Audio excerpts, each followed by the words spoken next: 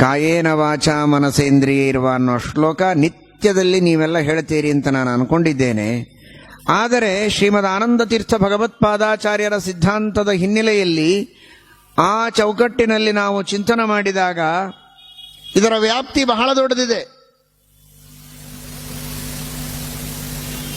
ಏನು ಈಗ ನೀವು ಸಂಧ್ಯಾವಂದನ ಮಾಡಿದಿರೋ, ಪ್ರವಚನವನ್ನು ಕೇಳ್ತಾ ಇದ್ದೀರೋ, ಇದರ ಸಮರ್ಪಣೆಯನ್ನು ಮಾಡಿದ್ವಿ ಅಂತ ಇಷ್ಟೇ ಅನ್ಕೊಳ್ಬೇಡಿ.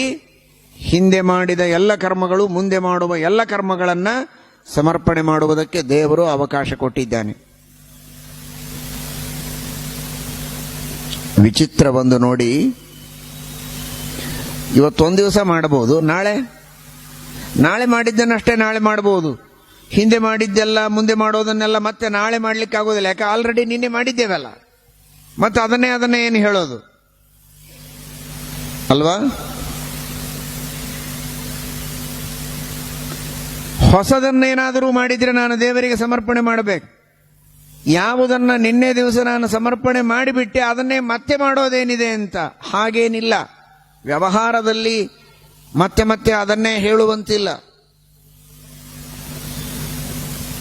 ಇವರು ಇಷ್ಟು ದಾನವನ್ನು ಕೊಟ್ಟಿದ್ರು, ಅದರ ಸಮರ್ಪಣೆಯನ್ನು ಮಾಡ್ತಾ ಇದ್ದಾರೆ ಅಂತ ಒಂದು ದಿವಸ ಅವರ ಹೆಸರು ಹೇಳಿ ಅನೌನ್ಸ್ ಮಾಡಬಹುದು. ಒಂದು 10 ನಿಮಿಷ ಬಿಟ್ಟು ಮತ್ತೆ ಅದನ್ನೇ ಇನ್ನೊಂದ್ಸಲ ಹೇಳಿದರೆ ಕೇಳುವುದಕ್ಕೆ ಯಾರಿರ್ತಾರೆ? ಹೇಳಿದ್ದನ್ನೇ 2 ಸಲ ಹೇಳ್ತೀಯ, ಅಷ್ಟು ಹೇಳೋದಾಗಿದ್ರೆ ನೀನು ಕೊಡೋದೇ ಬೇಕಾಗಿರಲಿಲ್ಲ ಅಂತಾರೆ. ಆದರೆ ನಮ್ಮ ದೇವರ ಎದುರಿನಲ್ಲಿ ಹಾಗಿಲ್ಲ. ಶ್ರೀಮದ್ ಭಾಗವತದ ಶ್ರವಣವನ್ನ ಇವತ್ತು ಮಾಡ್ತಾ ಇದ್ದೀರಲ್ಲ, ಇದನ್ನು ಈಗ ಶ್ರವಣ ಆದ ಮೇಲೆ ಒಂದ್ಸಲ ಸಮರ್ಪಣೆ ಮಾಡಿ, ಮನೆಗೆ ಹೋದ ಮೇಲೆ ಮತ್ತೊಮ್ಮೆ ಸಮರ್ಪಣೆ ಮಾಡಿ. ನಾನು ಇದೀಗ ಭಾಗವತ ಶ್ರವಣ ಮಾಡಿದ ಬಂದೆನಲ್ಲ ಸ್ವಾಮಿ, ಅದು ನಿನ್ನ ಸೇವೆ, ನಿನ್ನ ಪೂಜೆ, ನೀನೇ ಒಳಗೆ ನಿಂತು ಮಾಡಿಸಿದ್ದು ಅಂತ. ಮತ್ತೆ ನಾಳೆ ಮಾಡಿ, ಮತ್ತೆ ನಾಡದ್ದು ಮಾಡಿ. ಎಷ್ಟು ಬಾರಿ ಮಾಡಿದರೂ ತಾಳ್ಮೆಯಿಂದ ದೇವರು ಮಾಡಿದ ಕರ್ಮವನ್ನೇ ಪುನಃ ಪುನಃ ಸಮರ್ಪಣೆ ಮಾಡಿದರೂ ಸ್ವೀಕಾರ ಮಾಡ್ತಾನೆ. ಆ ಸಮರ್ಪಣೆ ಮಾಡಿದ್ದಕ್ಕೆ ಪುಣ್ಯ ಕೊಡ್ತಾನೆ, ಅನುಗ್ರಹವನ್ನು ಮಾಡುತ್ತಾನೆ. ಎಲ್ಲಿದೆ ಈ ಅವಕಾಶ?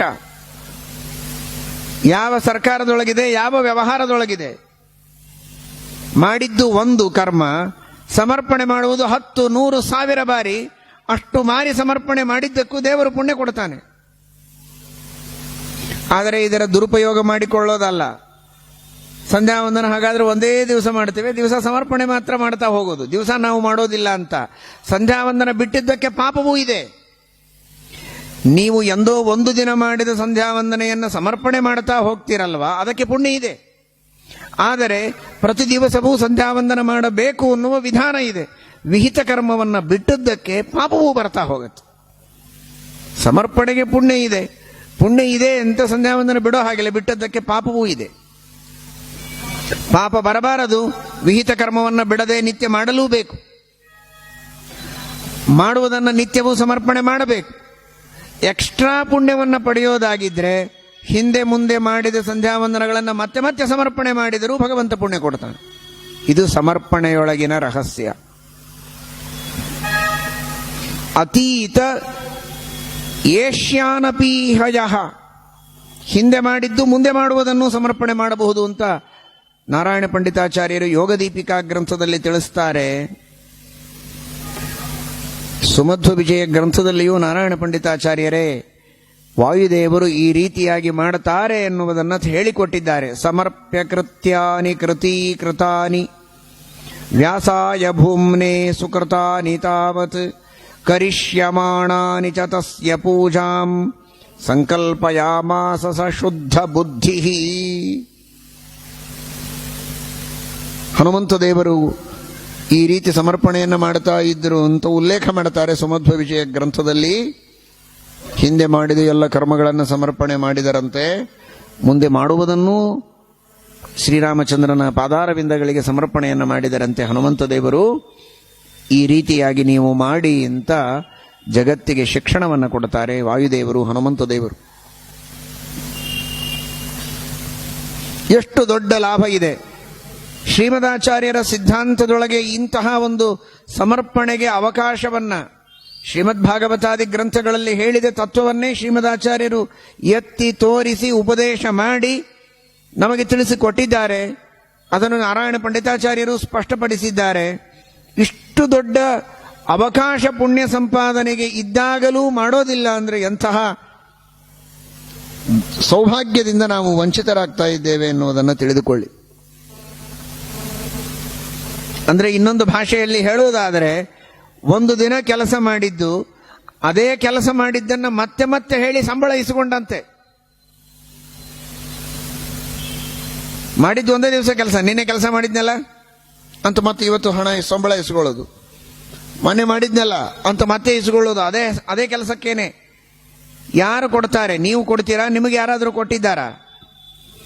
ಅದೇ ಕರ್ಮಕ್ಕೇನೆ ಮತ್ತೆ ಮತ್ತೆ ಸಮರ್ಪಣೆ ಮಾಡಿದಾಗ ಪುಣ್ಯವನ್ನ ಕೊಡುವಂತಹ ಸ್ವಾಮಿ ಭಗವಂತ ಕರುಣಾಮಯ. ಆದರೆ ಅಷ್ಟು ಸುಲಭ ಉಪಾಯವನ್ನೂ ಮಾಡುವುದಕ್ಕೆ ತಯಾರಿಲ್ಲದೆ ಇರುವಂತಹ ಆಲಸ್ಯದ ಮೂರ್ತಿ ಅಂತನಿಸಿಕೊಳ್ಳುವುದಕ್ಕೆ ನಾವು ಸಿದ್ಧರಿದ್ದೇವೆ. ವೈರಾಗ್ಯ ಮೂರ್ತಿಗಳು, ಜ್ಞಾನಮೂರ್ತಿಗಳು ಹೀಗೆಲ್ಲ ಹಿಂದೆ ದೊಡ್ಡ ದೊಡ್ಡ ಬಿರುದುಗಳನ್ನು ಕೊಡ್ತಾ ಇದ್ರು. ಈಗ ಆಲಸ್ಯ ಮೂರ್ತಿಗಳು ಅನ್ನುವ ಬಿರುದನ್ನು ಪಡೆದುಕೊಳ್ಳೋದಕ್ಕೆ ಎಲ್ಲರೂ ತಯಾರಿದ್ದಾರೆ. ಸಂತೋಷವಾಗಿ ಸ್ವೀಕಾರ ಮಾಡ್ತಾರೆ, ಮತ್ತೆ ಬೇಜಾರು ಇಲ್ಲ ಅವರಿಗೆ. ಆ ತರಹದ ಒಂದು ಔದಾಸೀನ್ಯ, ಆಲಸ್ಯ, ಸಾಧನೆಯನ್ನು ಮಾಡುವ ವಿಷಯದಲ್ಲಿ ಪರಾಂಗುಖತೆ, ಕೇವಲ ಭೋಗಗಳಲ್ಲಿ ಆಸಕ್ತಿ, ಇದು ಪ್ರತಿಯೊಬ್ಬ ವ್ಯಕ್ತಿಯ ಜೀವನದಲ್ಲಿ ಇರುವಂತಹ ಒಂದು ದೊಡ್ಡದಾದ ದುರಂತ ಅಂತ ಹೇಳಬಹುದು. ಏನೋ ಗೊತ್ತಿಲ್ಲ ಪಾಪ ಅಂದ್ರೆ ಮಾತು ಬೇರೆ, ಹೇಳೋರೇ ಇಲ್ಲ ಅಂದ್ರೆ ಮಾತು ಬೇರೆ. ಇಂತಹ ಭಾಗವತದಂತಹ ಶಾಸ್ತ್ರ ಇದೆ, ಶ್ರೀಮದಾಚಾರ್ಯರ ಸರ್ವಮೂಲ ಗ್ರಂಥಗಳಂತಹ ಅತ್ಯಂತ ಶ್ರೇಷ್ಠವಾದಂತಹ ಗ್ರಂಥ ರತ್ನಗಳಿವೆ. ಏನು ಕೊರತೆ ಇದೆ? ಹೇಳುವುದಕ್ಕೆ ಜ್ಞಾನಿಗಳಿದ್ದಾರೆ. ಇಷ್ಟಿದ್ರೂ ನಾವು ಉಪದೇಶವನ್ನು ಪಡೆಯೋದಿಲ್ಲ, ಅನುಸಂಧಾನ ಮಾಡೋದಿಲ್ಲ, ಅನುಷ್ಠಾನದಲ್ಲಿ ತರೋದಿಲ್ಲ ಅಂದರೆ ಬಹಳ ದೊಡ್ಡ ತಪ್ಪು. ಮತ್ತೆ ಸಿಗೋದಿಲ್ಲ ಈ ಭಾಗ್ಯ. ಇಂತಹ ಒಂದು ಮಹತ್ವವನ್ನು ಆ ಸಮರ್ಪಣದ ಬಗ್ಗೆ ಶಾಸ್ತ್ರದಲ್ಲಿ ತಿಳಿಸಿಕೊಟ್ಟಿದ್ದಾರೆ. ನೀವು ಮಾಡಿ, ನಿಮ್ಮವರು ಮಾಡುವಂತಹ ಸತ್ಕರ್ಮಗಳನ್ನು ಅವರಿಂದಲೂ ಸಮರ್ಪಣೆ ಮಾಡಿಸಿ.